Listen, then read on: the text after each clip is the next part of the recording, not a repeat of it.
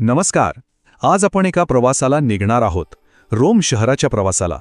पण हा प्रवास थोडा वेगळा आहे, कारण आपण हे शहर पाहणार आहोत लेखिका डॉक्टर मीना प्रभू यांच्या नजरेतून, त्यांच्या अनुभवातून. चला तर मग शोधूया त्या चिरंतन शहराचा आत्मा.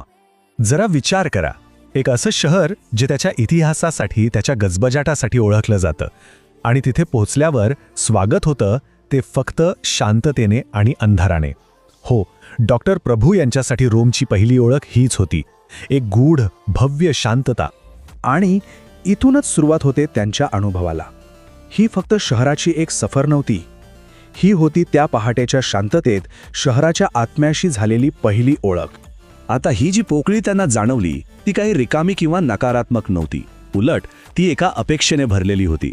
असं वाटत होतं जणू काही ती शांतता हजारो वर्षांच्या कथा पोटात दडवून दिवस उजाडण्याची, ती रहस्य उलगडण्याची वाट पाहतीये. आणि हो, त्या कथा तर रोममध्ये सगळीकडे आहेत. मग जेव्हा या प्रचंड इतिहासाचं वजन जाणवतं तेव्हा काय वाटतं? चला पाहूया. 2500 वर्ष. विचार करा, हा फक्त एक आकडा नाहीये. लेखिकेसाठी तर हा एक जिवंत इतिहास होता. असा इतिहास जो शहराच्या प्रत्येक दगडात, प्रत्येक रस्त्यात जणू काही श्वास घेतोय. ही जाणीवच आपल्याला थक्क करून टाकते, नाही का? रोममध्ये ना, हा विरोधाभास सतत जाणवतो. एका बाजूला जगावर राज्य करणारं एक प्रचंड मोठं साम्राज्य, आणि दुसऱ्या बाजूला आज शांतपणे उभे असलेले त्याचे अवशेष. लेखिका म्हणतात की हे दगड शांत असले तरी त्यांचं अस्तित्व आजच्या आधुनिक जीवनापेक्षाही जास्त प्रभावी वाटतं. याचा अर्थ काय? सरळ आहे, या हजारो वर्षांच्या वारसावर आपण हक्क सांगूच शकत नाही. डॉक्टर प्रभू यांनाच हेच जाणवतं की आपण या महान परंपरेसमोर फक्त एक नम्र साक्षीदार आहोत, जे फक्त बघत आहेत.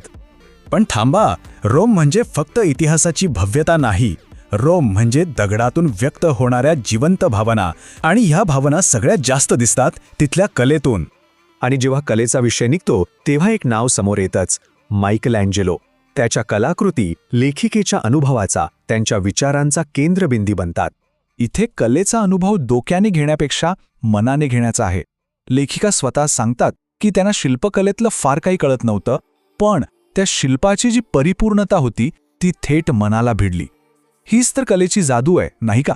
आणि मग एक प्रश्न मनात येतोच की मायकेलँजेलोची ही प्रतिभा एकटीच फुलली होती का?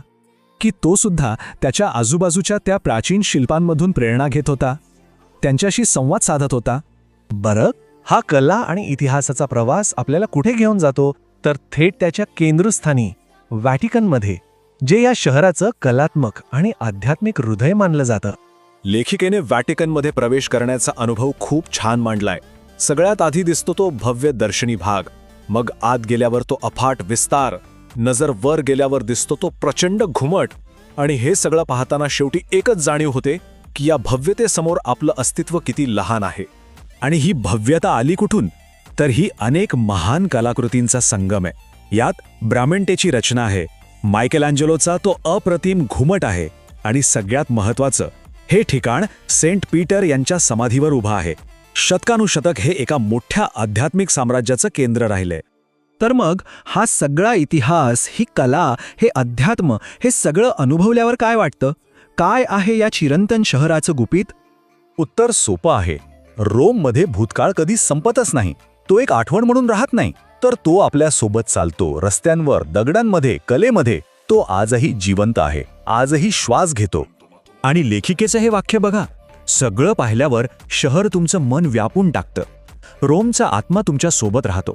यातच सगळं आलं. रोम फक्त एक फिरण्याचं ठिकाण नाहीये, हा एक अनुभव आहे, जो मनात इतका खोलवर रुजतो की तिथून परत आल्यावरही त्याचा आत्मा आपल्या सोबतच राहतो. आणि शेवटी एक प्रश्न उरतोच, आजच्या या धावपळीच्या, सतत बदलणाऱ्या जगात रोमसारखं शहर आपलं हे कालातीत म्हणजे टाइमलेस स्वरूप कसं टिकून ठेवत असेल?